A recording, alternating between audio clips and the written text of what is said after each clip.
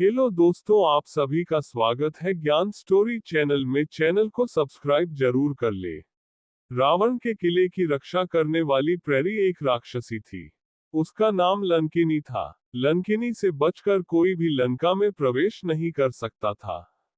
हनुमान जी ने रात्रि में मच्छर के बराबर अपना आकार कर लिया और लंका में प्रवेश करने लगे, तब भी वह लंकिनी से नहीं बच सके।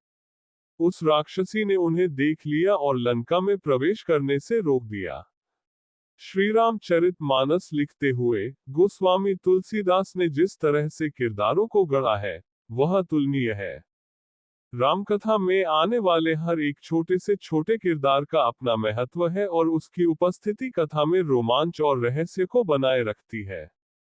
ये तुलसीदास की लेखनी का कमाल ही है कि आप रामकथा सुनते हुए अगर बीच में किसी अन्य किरदार का प्रसंग आ जाए तो बिना उसकी कथा सुने आगे नहीं बढ़ सकते।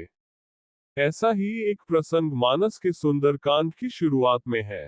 रावण के किले की रक्षा करने वाली प्रेरी एक राक्षसी थी। उसका नाम लंकिनी था। लंकिनी से बचकर कोई भी लंका में प्रवेश नहीं कर सकता था। हनुमान जी ने रात्रि में मच्छर के बराबर अपना आकार कर लिया और लंका में प्रवेश करने लगे, तब भी वह लंकिनी से नहीं बच सके। उस राक्षसी ने उन्हें देख लिया और लंका में प्रवेश करने से रोक दिया।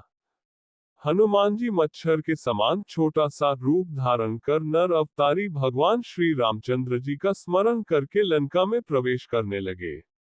लंका के द्वार पर लंकिनी नाम की एक राक्षसी रहती थी, जिसने उन्हें रोक दिया। उसने हनुमान जी को ललकार कर कहा कि लंका में मुझसे बचकर कोई प्रवेश नहीं कर सकता और चोरों को तो मैं खा जाती हूँ। लंकिनी के इतने बढ़ चढ़ के अपना बखान करने पर हनुमान जी ने उसे एक मुक्का जड़ दिया। उस प्रहार से लंकिनी खून की उल्टी करके गिर पड़ी। जब वह उठी तो कांपते हुए हनुमान जी को प्रणाम किया और अपनी पुरानी बात और रहस्य बताने लगी।